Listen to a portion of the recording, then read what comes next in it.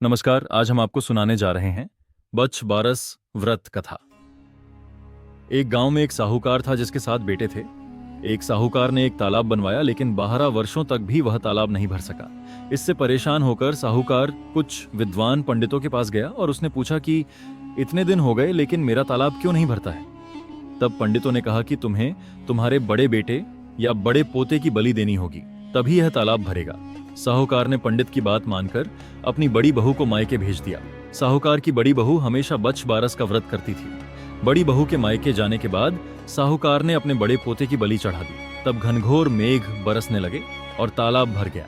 जब साहूकार अपने तालाब की पूजा करने जाने लगा तो अन्य लोग भी उसके साथ तालाब की पूजा करने जाने लगे। जाते समय साहूकार ने अपनी दासी से कहा कि गेऊला धानुला चने मोट बांध लेना।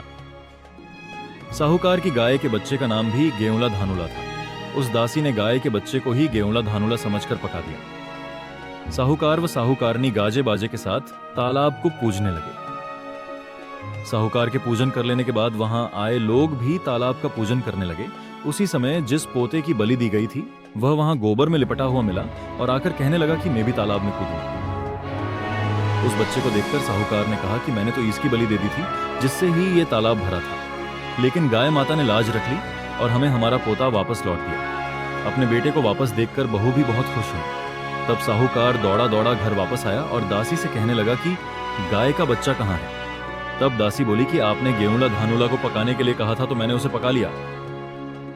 यह सुनकर साहूकार क्रोधित हो उठा और अपनी दासी से कहने लगा, अरे पापिनी, यह तूने क्या अनर्थ कर दिया।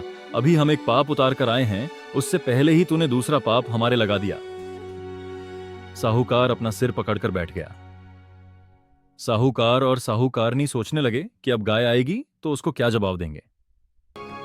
साहूकार ने एक हांडी में गाय के बच्चे को डालकर खड्डे में गाड़ दिया। जब शाम को जंगल से गाय वापस घर आई तो अपने बच्चे को ना पाकर चिल्लाने लगी और खड्डे में दबी हुई हंडियां को खोदने लगी। जब गाय ने हंडी को खोदकर निकाल तो उसमें बछड़ा निकाला। जब साहूकार को पता चला तो वह भी बछड़ा को देखने के लिए गाय तो उसने देखा कि बछड़ा तो अपनी मां यानी गाय का दूध पीने में व्यस्त था। तब साहूकार ने पूरे गांव में ढिंढोरा पिटवाया कि सभी स्त्रियों को बच बारस का व्रत करना चाहिए। हे बच बारस माता, जैसे साहूकार की बहू को